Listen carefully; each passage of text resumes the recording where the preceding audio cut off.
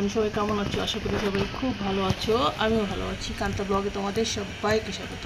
তোমরা যে যেখান থেকে দেখছো তাদেরকে অসংখ্য অসংখ্য ধন্যবাদ তোমাদের মূল্যবান সময় থেকে আমাদের একটু সময় বের করে পুরো ভিডিওটা দেখার জন্য। আজকে বৃহস্পতিবার, সকাল সকাল উঠে পড়লাম, বাসি কাজ সেরে ফ্রেশ হয়ে গোপালকেই মাত্র সেবা দিয়ে ধূপ দ্বীপ জ্বালিয়ে এই তো এখন আসলাম।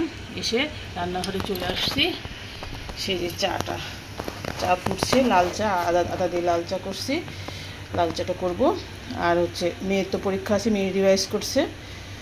তো শুরু করে দিলাম দিনটা। আশা করি আজকের দিনটা তোমাদের বেশ ভালো যাবে।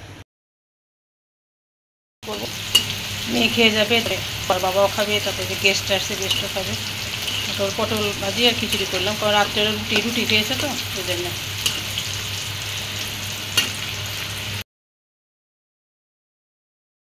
এই যে গেস্টের জন্যে খিচুড়ি করলাম আর ওর বাবার জন্য বেরিয়ে আর মেয়ে খেয়ে যাবে, পরীক্ষা আছে, মেয়ের জন্যই পারবো।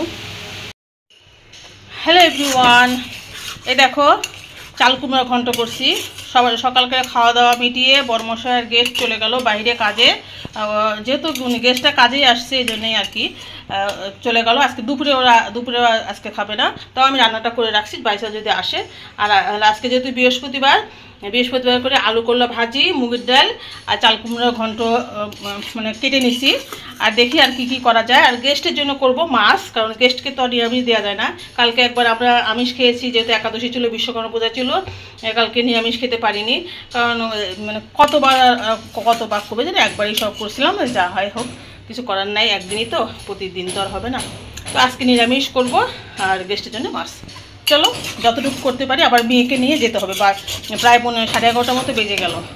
আমার ঘর বাড়ি গোছান গাছান হয়ে গেছে, মুছা হয়নি। মেয়েকে দিয়ে এসে মুছে তারপরে বাদবাকি রান্না সেরে তারপরে স্নান করে পূজা করে আবার 4টার দিকে মেয়েকে আনতে যেতে হবে। সবই আমাকে করতে হবে, কারণ বড় সময় পাচ্ছে না, যেহেতু গেস্ট আসছে, গেস্টে সময় দিতে হচ্ছে। চলো যাই। এই দেখো বন্ধুরা, মেয়েকে নিয়ে রওনা হয়েছি। এখন 1টা বাজে। আমি এই সময় রওনা হলাম। 1:30 যেহেতু পরীক্ষা, তাই যেতে যেতে ওই 1:30 বেজে যাবে। পুজো বাসনগুলো সব মেজে ঘষে দিলাম আর ঘরটা মুছে দিলাম সুন্দর করে। যেহেতু 12টা বেজে গেছে। গুড আফটারনুন সবাইকে জানাই। ছেলে স্নান করে আসছে। ছেলে তো স্কুলে যায়নি, শরীর খারাপ ছিল, তো মোটামুটি ঠাকুরের ইচ্ছা ভালো আছে এখন। আগামী রবিবার থেকে যাবে ঠাকুর চাইলে।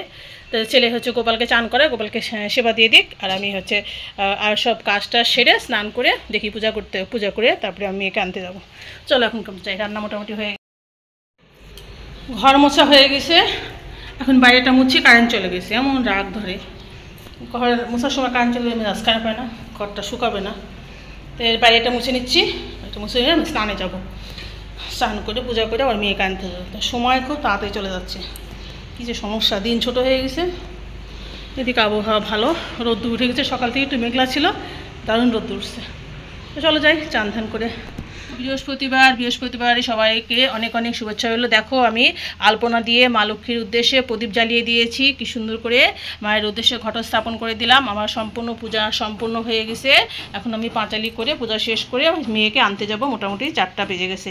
আর এসে তো তোমাদেরকে ফাইনাল লুকটা দেখাবো রান্নার। এই দেখো বন্ধুরা, আজকে রান্না করছি ডাটা দিয়ে ডাল করছি। ডাটা দিয়ে ডাল, চাল কুমড়োর ঘন্ট, আর এই যে আলু করলা ভাজি, শাক ভাজি, আর এই যে লেবু, আর এই যে ভাতটা বানিয়েছি। আমি আর মেয়ে খাবো। খাওয়া দাওয়া হয়নি আমাদের, তো খাওয়া দাওয়াটা সেরে নিয়েছি। মেয়েকে নিয়ে আসলাম এখনই। তো চলো বন্ধুরা, আজকের মতো ভিডিওটা শেষ করে দিচ্ছি। যে যেখান থেকে দিলে তাদেরকে অসংখ্য ধন্যবাদ। তোমাদের মূল্যবান সময় থেকে আমাদের একটু সময় বের করে পুরো ভিডিওটা দেখার জন্য। তো ফিরে আসছি কালকে নতুন একটা ভিডিও। তখন ভালো থেকে সুস্থ থাকবো। এখন tata, bye bye, good night, sweetie. আর সারাদিন মেয়েকে নিয়ে দৌড়াদৌড়ি, সংসারের কাজকর্ম, রান্নাবাড়ি, পুজো লাস্টে বৃহস্পতিবারে পুজোটা সম্পূর্ণ করে তারপরে মেয়েকে আনতে গেলাম। চলো আজকের মতো টাটা।